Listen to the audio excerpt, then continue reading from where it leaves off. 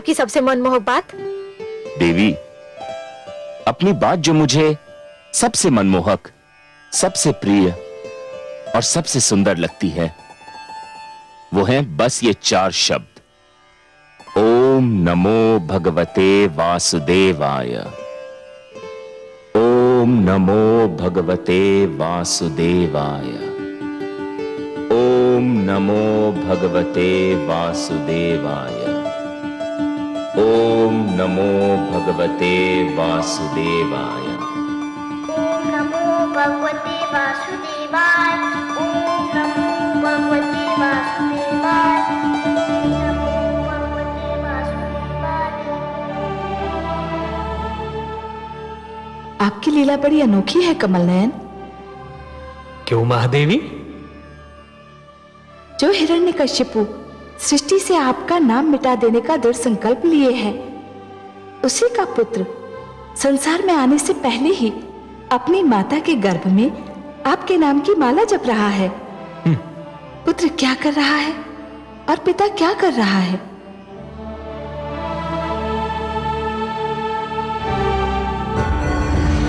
ओम ब्रह्मदेवाय नमः।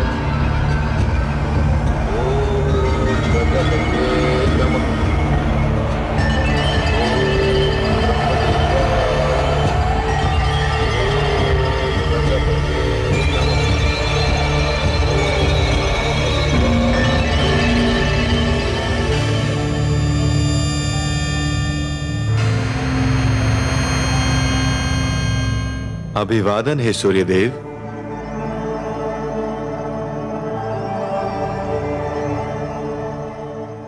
देवराज, आप? हां, परंतु मैं देवराज तो देवताओं के लिए हूं, आपका तो अनुज हूं।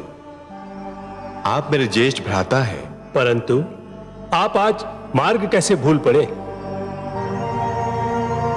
मैं बहुत कष्ट में हूं सूर्यदेव। आप कष्ट में हैं? कौन कष्ट दे रहा है? असुर राज हिरण्यकशिपु। हिरण्यकशिपु? क्या किया है उस दुष्ट ने? वो ब्रह्मा की कृपा के लिए बड़ी घोर तपस्या कर रहा है।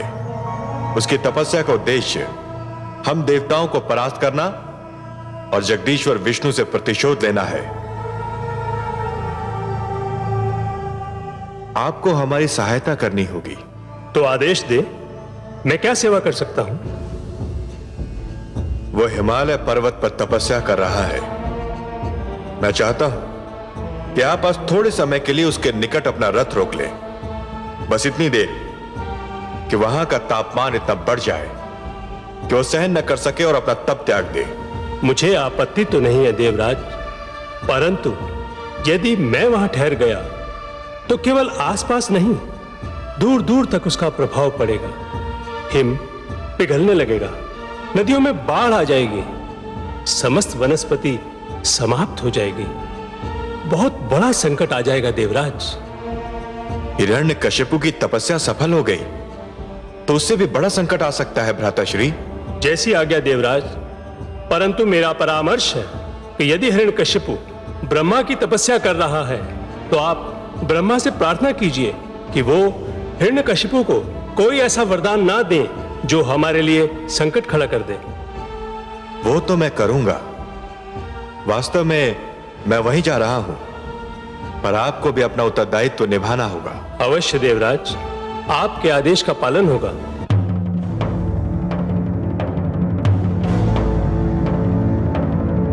ओम ब्रह्मदेवाय नमः। ओम प्रजापत्याय नमः। ओम ब्रह्मदेवाय नमः।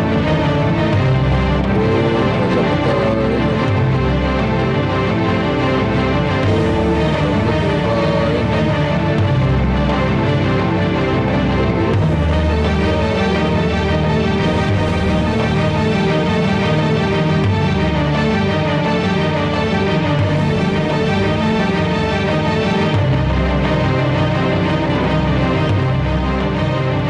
ठहरो सारथी।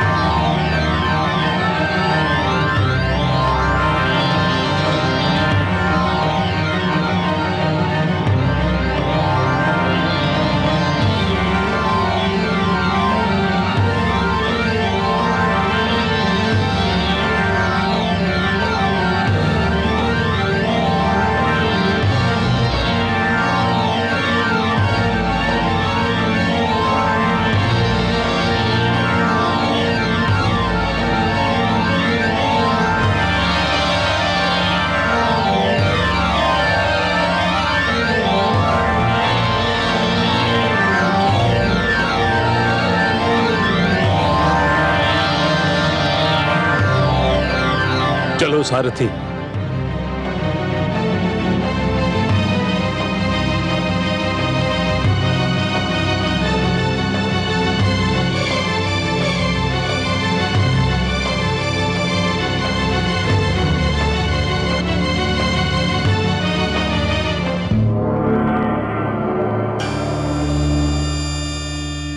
प्रणाम हे प्रजापति।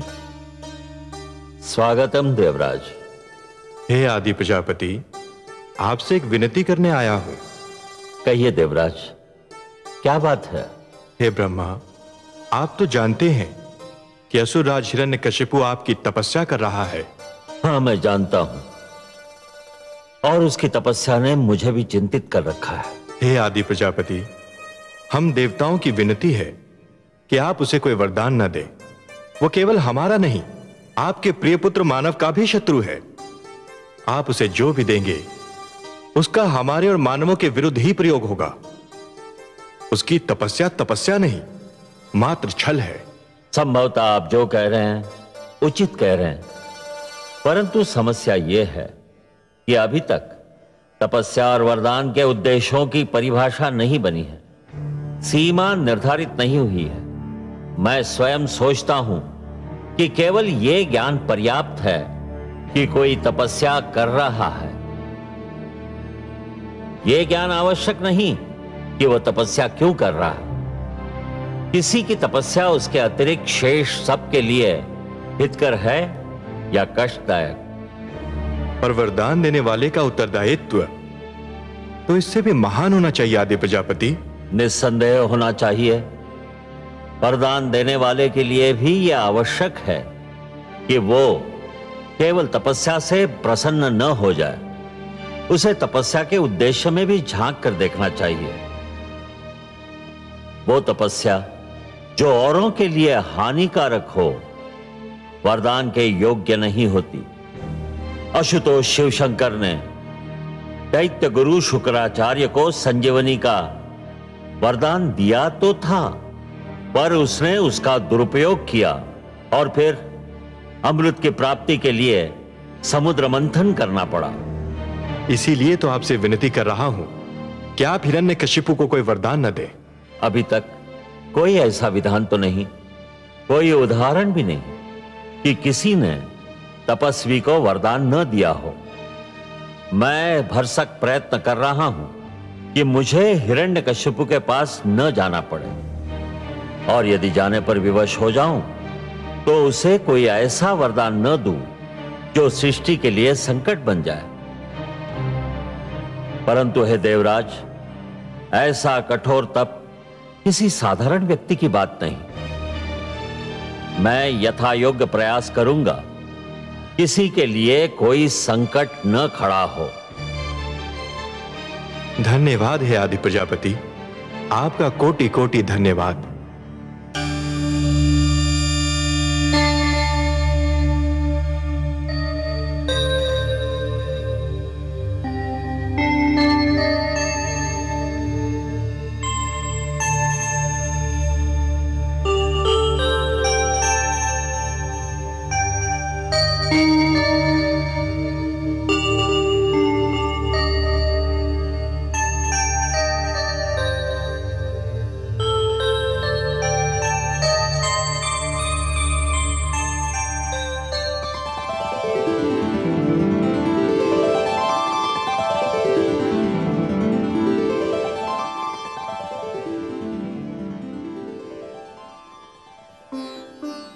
किसी बहुत बड़ी गंभीर चिंता में डूबी हुई है महादेवी। बहुत बड़ी उलझन में मन फंसा हुआ लगता है आपका। हम आपकी चिंता में भागीदार नहीं हो सकते। आपसे अपनी चिंता कौन छिपा सकता है कमल नयन? आपकी सिवा किसी की उलझन कौन सुलझा सकता है? आप तो सबके हृदय की बात जान ही लेते हैं। हाँ अंतर्यामी, आपने सत्य कहा। एक अद्भुत उलझन, एक विचित्र चिंता ने मेरे मन को घेर रखा है। वही तो मैं जानना चाहता हूं और आप ही के मुख से सुनना भी चाहता हूं देवी। मैं वही सोच रही थी कमल नयन कि आपने ये कैसा रहस्य रच दिया है कि पिता और पुत्र के चरित्र में वही अंतर है जो जल और अग्नि में है, सूर्य और चंद्रमा में है, आकाश और धरती में है। पिता हिरण्यकशिपु के मुख से जो श्वास निकलती है उसमें आपके लिए अपशब्द होता है, और उसी का पुत्र अपनी माता के गर्भ में भी आपको पुकार रहा है। कितने मधुर शब्दों में आपका स्मरण कर रहा है। ये कैसा भेद है, ये कैसा रहस्य है? कोई रहस्य नहीं महादेवी, कोई भेद नहीं। हाँ, एक उद्देश्य अवश्य है। क्या उद्देश्य है आपका कमल नयन? महादेवी, मैं समस्त संसार को यह बताना चाहता हूं कि कोई भी व्यक्ति जन्म से सुर या असुर नहीं होता। उसे सुर या असुर बनाते हैं उसके कर्म, उसका चरित्र और उसकी प्रवृत्ति। हे महादेवी, जिस प्रकार वृक्ष पर उगने वाले पुष्प और फल आवश्यक नहीं कि उसी रंग के हों जिस रंग का वृक्ष है, उसी प्रकार आवश्यक नहीं कि हर पुत्र कर्मों में, चरित्र में और प्रवृत्ति में अपने पिता के समान हो। यदि कोई सुर का पुत्र दुष्कर्म करेगा तो असुर कहलाएगा, और यदि कोई असुर पुत्र चरित्रवान होगा तो सुर कहलाएगा। परंतु हे सर्वेश्वर, क्या अच्छा न होता कि हिरण्यकशिपु का पुत्र किसी देव पुरुष के घर में जन्म लेता? हाँ? तब तो ये एक साधारण घटना बन जाती ना महादेवी। ये कहानी इतनी रुचिकर न बन पाती। एक अच्छा कथाकार अपनी कहानी में ऐसे तत्व लाता है, ऐसे मोड़ लाता है जो असाधारण हो, जो असंभव लगते हो, जिनके विषय में पहले कभी किसी ने सोचा ही ना हो। तभी तो एक अनुपम कथा जन्म लेती है ना। परंतु हे कमल नयन, ये कथा कहां जाकर पूरी होगी? यदि कथा का अंत कथा के मध्य में ही ज्ञात हो जाए तो कथा का सारा आनंद ही चला जाता है महादेवी। वो रूखी फीकी हो जाती है। अभी तो कथा का नायक कयाधु के गर्भ में है, उसे जन्म तो ले लेने दीजिए। यदि हिरण्यकशिपु की तपस्या सफल हो गई तो इस शिशु का जीवन दूभर हो जाएगा। कथा का एक अंश है हिरण्यकशिपु की तपस्या, कठोर और सराहनीय तपस्या, और कथा का दूसरा अंश है उसके घर एक ऐसे बालक का जन्म जो इतिहास रचने वाला है। महादेवी, इन दो अंशों में से एक अंश भी ना हो तो यह कथा अधूरी रह जाएगी। आप तो बस समय पर दृष्टि रखिए महादेवी। ओम ब्रह्मदेवाय नमः। ओम प्रजापत्याय नमः। ओम ब्रह्मदेवाय नमः। ओम प्रजापत्याय नमः। ओम ब्रह्मदेवाय नमः। ओम प्रजापत्याय नमः। ओम ब्रह्मदेवाय नमः।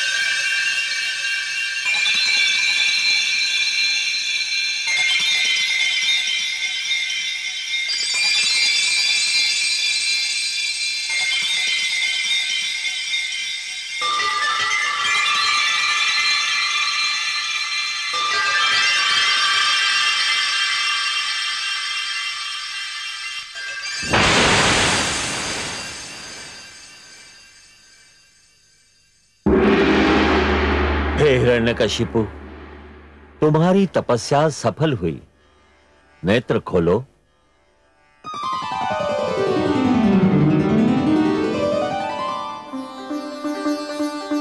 जय ब्रह्म देवता, जय आदि प्रजापति, जय हो।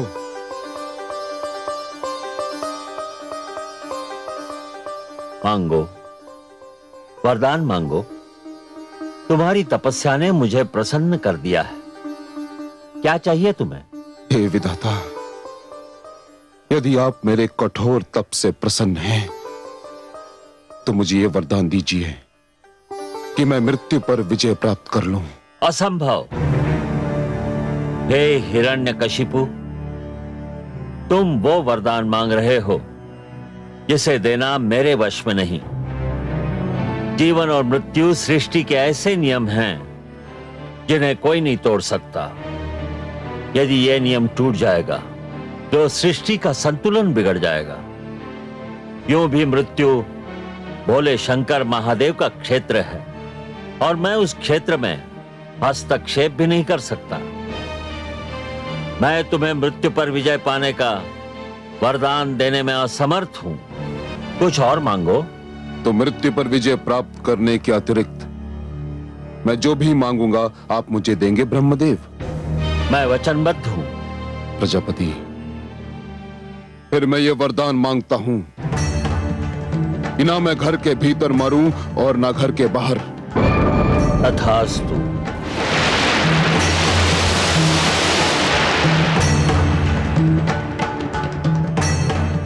ना मैं दिन में मरूं और ना रात में। तथास्तु।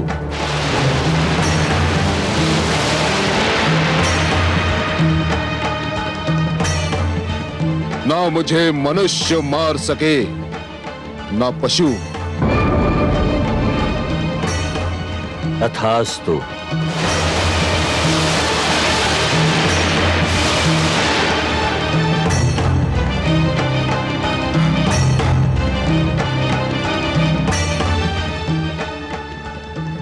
ना मैं अस्त्र से मर सकूं ना शस्त्र से। तथास्तु।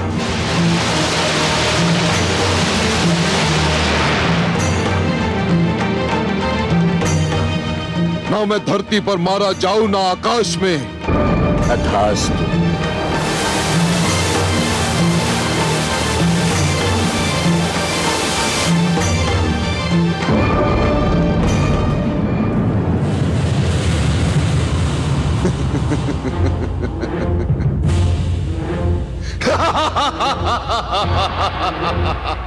विष्णु,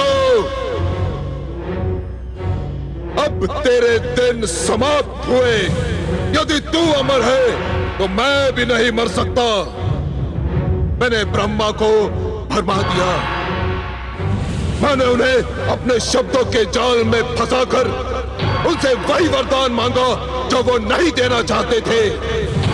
विष्णु, अब मैं सर्वशक्तिमान हूं। सर्वशक्तिमान हिरण्यकशिपु।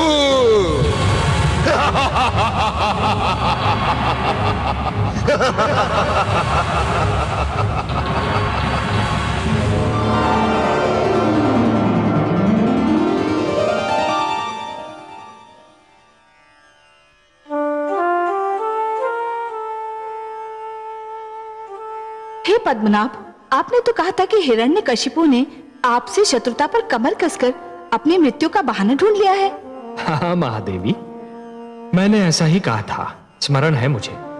पर उसे तो आदि प्रजापति ने ऐसा वरदान दे दिया है कि अब उसकी मृत्यु असंभव लग रही है। असंभव लग रही है देवी, असंभव है नहीं। हे महादेवी, जिस प्रकार सूर्य का उदय होता है अस्त होने के लिए, दीपक जलता है बुझने के लिए तथा पुष्प खिलता है मुरझाने के लिए, उसी प्रकार जीवन का जन्म होता है मृत्यु को पाने के लिए। केवल दो को छोड़कर सभी को मृत्यु का स्वाद तो चखना ही है। दो? वो दो कौन है जिनको मृत्यु नहीं आ सकती? एक तो स्वयं मैं, अनादि और अनंत, और दूसरी स्वयं मृत्यु। हे महादेवी, न मुझे मृत्यु आ सकती है और ना ही मृत्यु की मृत्यु संभव है, और इनके अतिरिक्त ऐसा कोई भी नहीं है जिसे एक न एक दिन मृत्यु ना आए। इसलिए आप तो निश्चिंत रहिए महादेवी, हिरण्यकशिपु को भी एक दिन मरना ही होगा। पर हे कमल नयन, उसको ब्रह्मा जी ने जो वरदान दिया वो सुना आपने? सुना महादेवी, भली भांति सुना। पर इसमें अचरज की क्या बात है? जो आवश्यकता से अधिक चतुर बनने का प्रयास करता है, अंत में सिद्ध होता है कि उससे बड़ा मूर्ख कोई न था। हिरण्यकशिपु यह भूल रहा है कि यदि उसने माता के गर्भ से जन्म लिया है तो उसे एक दिन चिता की गोद में भी सोना होगा। यह नियम न कभी टूटा है और न कभी टूटेगा। पर महादेवी, यह सब होता है अपने समय पर, और तब तक आपको भी प्रतीक्षा करनी होगी।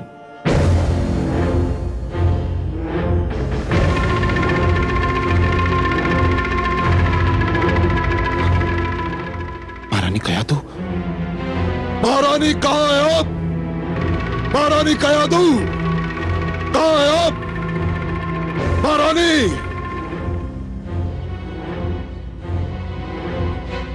ये सब क्या है? कहां है महारानी कयादू? महारानी कहां है?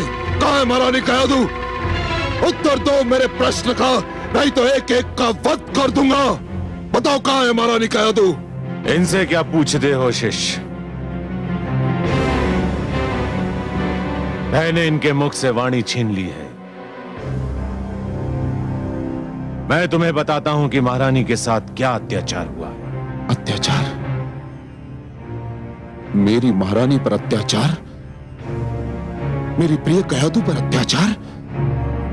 किस दुष्ट ने महारानी पर अत्याचार करके अपनी मृत्यु को ललकारा है गुरुदेव? किस दुष्ट ने? देवराज इंद्र ने। देवराज इंद्र ने? क्या किया उस दुष्ट ने गुरुदेव? देवराज इंद्र ने अग्निदेव को भेजकर तुम्हारे शिशु को माता के गर्भ में ही समाप्त करना चाहा। जब वो असफल हो गया तो देवराज स्वयं आया और महारानी कयादू का अपहरण कर ले गया। ले गया? अपहरण कर ले गया? और विडाल, मेरा सेनापति, उसके होते हुए दुष्ट इंद्र ने महारानी से दुर्व्यवहार का साहस कैसे किया गुरुदेव? विडाल बड़ी वीरता से लड़ा शिष्य, बड़ी वीरता से। जब तक उसके शरीर में प्राण रहे उसने देवराज इंद्र को महारानी कयादू के कक्ष में प्रवेश नहीं करने दिया। परंतु में वो देवराज के हाथों वीर गति को प्राप्त हो गया। देवराज इंद्र, तुमने देवलोक के विध्वंस को निमंत्रण कर दिया है। मैं आ रहा हूं। देवलोक पर प्रलय बनकर टूटने, देवलोक का सर्वनाश करने, तुम्हारा सिंहासन छीनने तुमने सर्वशक्तिमान को चुनौती दी है। सर्वशक्तिमान हिरण्यकशिपु को। अब तुम्हें कोई बचा नहीं सकता, तुम्हारा विष्णु भी नहीं। मैं आ रहा हूं इंद्र, मैं आ रहा हूं। मैं मां हूं, धरती मां। क्रिया अनुचित हो तो ये आशा रखना कि उसकी प्रतिक्रिया अनुचित नहीं होगी। ऐसा ही होगा जैसे कोई भड़कती हुई ज्वाला को छुए और ये आशा करे कि उसका हाथ नहीं जलेगा। अन्याय करने वाला भी कभी कभी ये भूल जाता है कि वो भी किसी दिन अन्याय का लक्ष्य बन सकता है। देवराज इंद्र ने जब हिरण्यकशिपु की पत्नी कयादू का अपहरण करना चाहा तो मैं जान गई कि इसकी प्रतिक्रिया भी उतनी ही भयंकर होगी।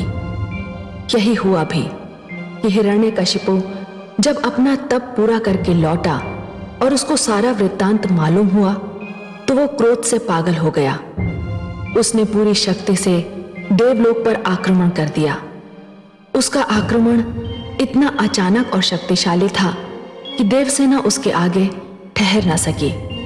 हिरण्यकशिपु देवसेना को काटता पीटता देवलोक पर वज्र की भांति टूट पड़ा।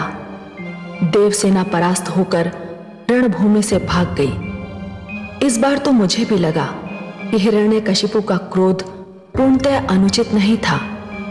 देवराज को उनके किए का दंड मिलना ही चाहिए था।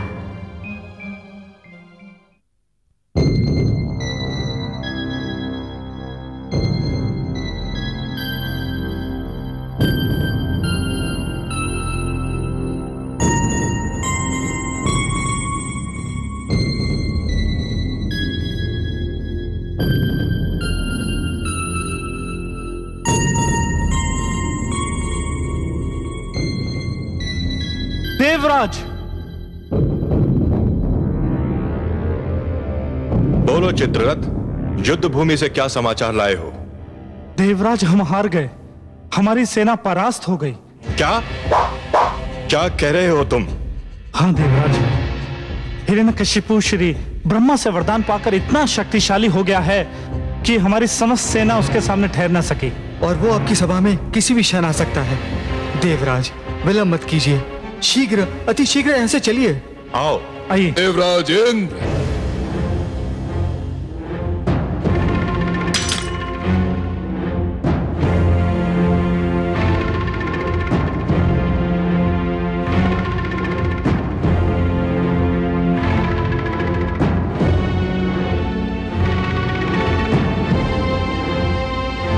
देवराज इंद्र, अपने अस्त्र फेंक दो और अपनी पराजय स्वीकार कर लो।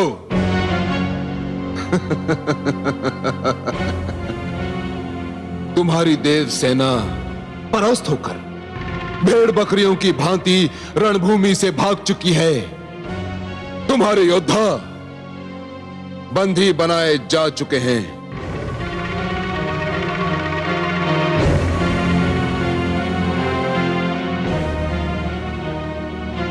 तुम अब देवराज नहीं, एक दुर्बल और शक्तिहीन व्यक्ति रह गए हो। फेंक दो अपने शस्त्र।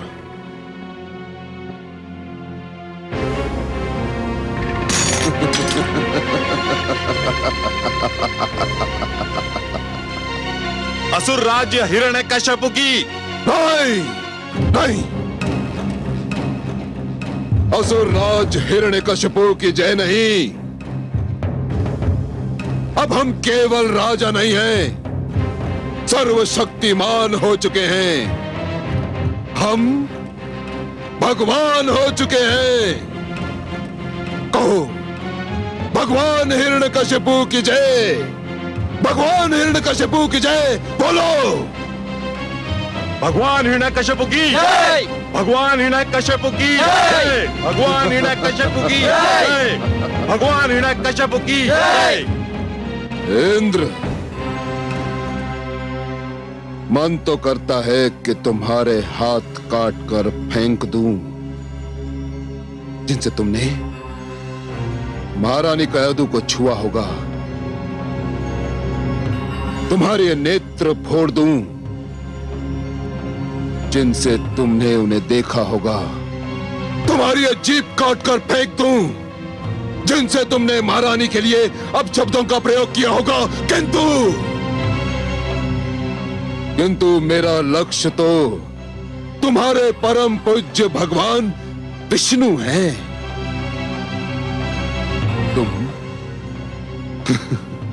तुम तो उसके साधारण चाकर हो। तुम देवता स्वयं को श्रेष्ठ समझते हो, सब कहते हो। मानव तुम्हें अपना आदर्श मानता है। तुम्हें भी घमंड है अपने आचरण पर।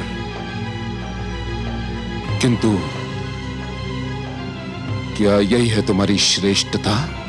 यही है तुम्हारी सभ्यता? यही है तुम्हारा आचरण कि तुमने एक ऐसी नारी का अपहरण किया जो माता बनने वाली है?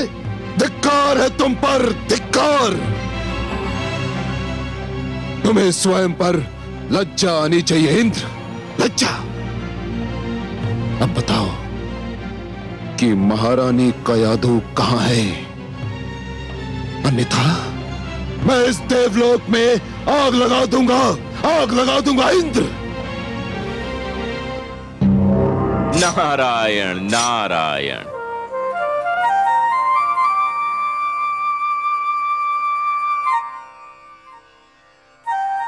हे असुरराज, आग की लपटें महारानी कयाधु की कुशलता का समाचार नहीं दे सकती।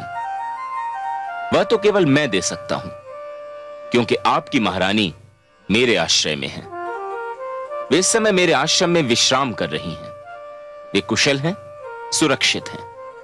तो आप महारानी को अपने संग क्यों नहीं लाए देवर्षि? असुरराज, वे स्थिति में नहीं है कि कहीं आ जा सकें। मैंने यही उचित समझा कि इस समय उन्हें विश्राम करने दूं। देवर्षि, मैं आपका आभारी हूं। महारानी की कुशलता का समाचार सुनाकर आपने मेरे क्रोध को शांत कर दिया है।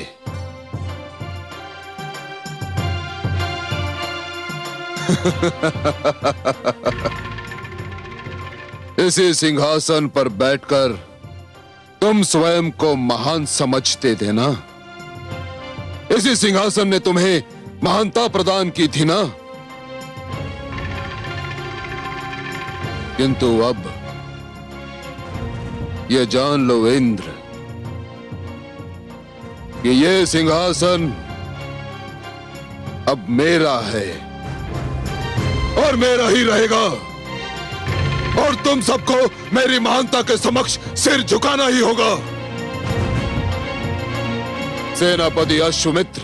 आज्ञा भगवान। देवराज इंद्र को समस्त देवताओं सहित देवलोक की सीमाओं से बाहर निकाल दो, और इनमें से यदि कोई भी उत्पात करने की चेष्टा करे तो उसके पैरों में बेड़ियां डालकर कारागार के अंधेरों में फेंक दो। जाओ। जो आज्ञा भगवान। चलिए।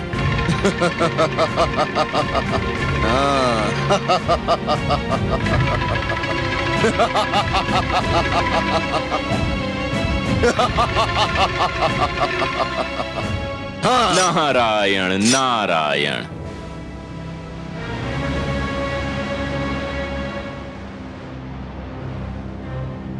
देवर्षि नारद, मुझे विष्णु के नाम से घृणा है, किंतु आपने महारानी की रक्षा करके मुझ पर ऋण का ऐसा बोझ रख दिया है कि मैं जीवन भर अपना सिर नहीं उठा सकता।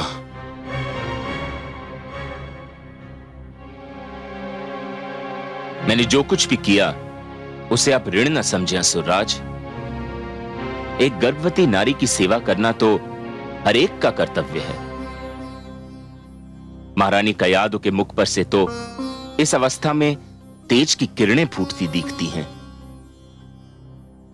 मुझे विश्वास है कि वे एक बहुत प्रतापी शिशु को जन्म देने वाली हैं। देवर्षि, ये कहकर तो आपने मेरी व्याकुलता और भी बढ़ा दी है। मैं महारानी को अभी और इसी समय देखना चाहता हूं। आइए। चलिए।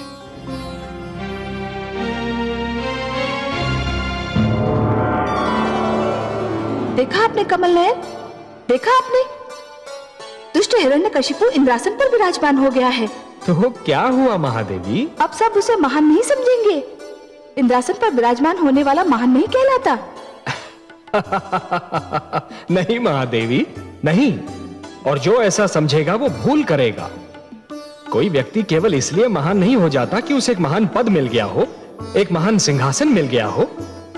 सिंहासन किसी को महान नहीं बनाते देवी, महान तो बनाते हैं महान कर्म।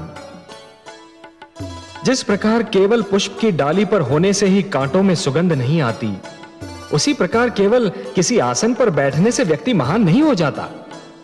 हां, यदि कोई महान व्यक्ति साधारण से आसन पर भी बैठ जाए तो वो साधारण आसन महान अवश्य हो जाता है।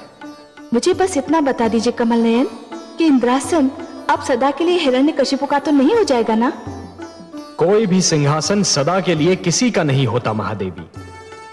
हां, उस सिंहासन पर बैठने वाला यह प्रयास अवश्य करता है कि सिंहासन उससे कभी ना छूटे, पर एक न एक दिन सिंहासन को उसे छोड़ना ही पड़ता है। अब देवराज को ही देख लीजिए, क्या उन्होंने कभी सोचा था कि इंद्रासन उन्हें छोड़ना पड़ेगा? परंतु आज उन्हें विवश होकर, अपमानित होकर इंद्रासन को छोड़ना ही पड़ा। हिरण्यकशिपु भी सदा के लिए इस सिंहासन पर कदापि नहीं रह पाएगा। पर हे कमल नयन, आज तो वो विजयी है, उसने देवताओं को भी परास्त कर दिया है। विजय और पराजय का यह क्रम तो चलता रहता है देवी, और चलता भी रहेगा। परंतु देवराज को पराजय का मुख इसलिए देखना पड़ रहा है कि उन्होंने एक नारी का अपहरण किया था, उसके गर्भ में पल रहे शिशु को मारने का प्रयत्न किया था। और ये सारे अपराध ऐसे अक्षम्य अपराध हैं महादेवी कि जिनके लिए सिंहासन छूटना और पराजय का मुख देखना तो साधारण सा दंड है।